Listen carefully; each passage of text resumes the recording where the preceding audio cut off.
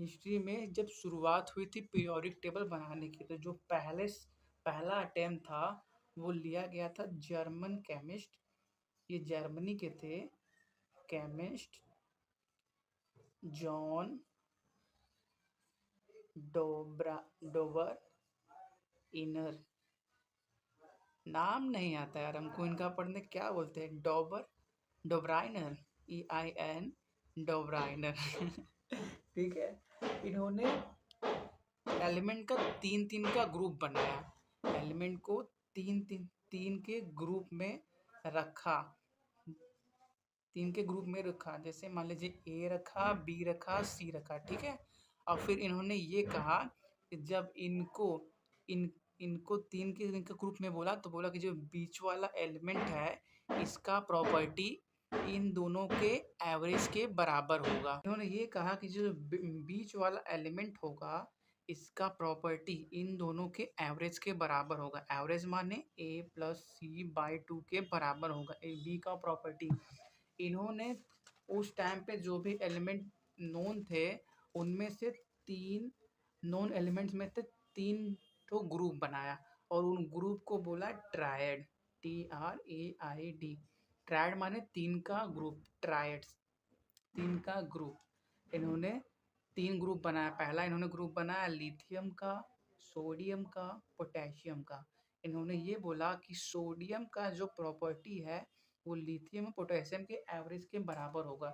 इन्होंने atomic weight का example लिया, एटॉमिक वेट से समझाया कि सोडियम का मास 7 AMU होता है, पोटेशियम का 39 AMU, तो लिथियम का 7 AMU होता है, पोटेशियम का 39 AMU, तो सोडियम का एटॉमिक वेट 7 + 39/2 दैट इज 23 होगा। और एक्सपेरिमेंटल जो निकला वो 23 था भी। तो यहाँ पे इनका लॉ ये वैलिड था कि जब एलिमेंट को तीन के ग्रुप में रखा गया तो बीच वाले का एटॉमिक मास दोनों के एवरेज के बराबर था। और इनका दूसरा जो ट्रायड था उसका ग्रुप में जो एलिमेंट थे उनका नाम था कैल्शियम, स्ट्रोंशियम और बेरियम। कैल्शियम का एटॉमिक वेट 40 AMU, बेरियम का 137 AMU। और जब इन दोनों का एवरेज लिया गया दैट इज 40 + 137/2, और जब कैल्शियम और बेरियम के एटॉमिक वेट का एवरेज लिया गया तो आया 88.5। और जो एक्सपेरिमेंटल स्ट्रोंशियम का वेट आता है वो 88 AMU आता है। और ये इनका दूसरा ट्रायड था। और उसके बाद इन्होंने एक और ट्रायड बनाया तीसरा, जिसके एलिमेंट क्लोरीन, ब्रोमीन और आयोडीन थे। क्लोरीन का एटॉमिक वेट 35.5, आयोडीन का 127.5 AMU, और ब्रोमीन का जब इन दोनों का एवरेज लिया गया तो ब्रोमीन के नियरली इक्वल, जैसे ब्रोमीन का एक्सपेरिमेंटल 80 होता है, ठीक है, तो इन दोनों का एवरेज लेने पे 127.5 और 35.5, जब इनका सम करके 10, 3, 6, 163 आया इन दोनों का सम। और जब इसका एवरेज लिया गया तो 81.5 आया, और जो कि ब्रोमीन के बहुत क्लोज था। तो इन्होंने ये तीन ट्रायड बनाए जिसको नाम इन्होंने ट्रायड दिया। उस टाइम पे ये बहुत बड़ी बात थी कि इन्होंने पहली बार एलिमेंट्स को ग्रुप में अरेंज किया था। बेसिस पता इन्होंने एटॉमिक वेट पे किया था वो, लेकिन सिर्फ एक चीज़ पे किया था, एटॉमिक वेट।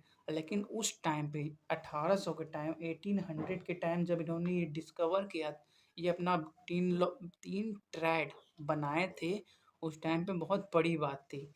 तो इनका मेरिट, अगर अब मेरिट कोई पूछेगा कि what is the merit of Dobereiner triad, तो मेरिट यही है कि इन्होंने पहली बार एलिमेंट को ग्रुप में अरेंज किया था।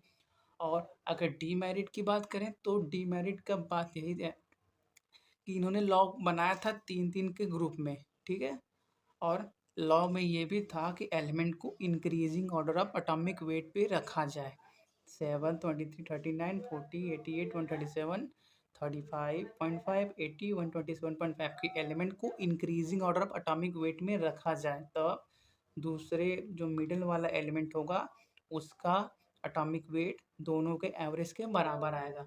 लेकिन इनका लॉ खुद ही जो इन्होंने लॉ बनाया था atomic increasing order of atomic weight का, उसी को फॉलो नहीं किया। कहाँ पे फॉलो नहीं किया? यहाँ पे अगर हम ग्रुप बनाए फ्लोरीन, क्लोरीन और ब्रोमीन का, फ्लोरीन का एटॉमिक वेट होता है 19 AMU, ब्रोमीन का 80 AMU।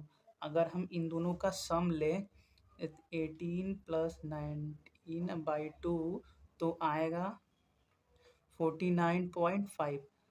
तो ये थ्योरेटिकल था। तो इनके मेंडलीव के लॉ के हिसाब से भी मेंडलीव के लॉ के हिसाब, सॉरी यार, पढ़ा रहे डोब्राइनर, अब बोल रहे मेंडलीव। डोब्राइनर के लॉ के हिसाब से क्लोरीन का एटॉमिक वेट 49.5 के आसपास होना चाहिए, लेकिन जो ओरिजिनल क्लोरीन का एटॉमिक वेट होता है वो 35.5 होता है। इतना ज़्यादा गैप, तो यहाँ पे इनका लॉ फेल हो गया।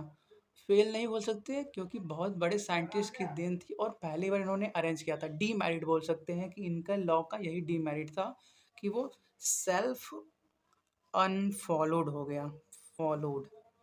सेल्फ अनफॉलोड लॉ इन्होंने ही बनाया था कि एलिमेंट को increasing order of atomic weight पे रखा जाए तो वो सिमिलर सेकेंड का प्रॉपर्टी दोनों के एवरेज के बराबर होगा। लेकिन जब ये एग्जाम्पल, जब इनका ग्रुप बनाया गया तो यहाँ पे ये लॉ फेल हो गया।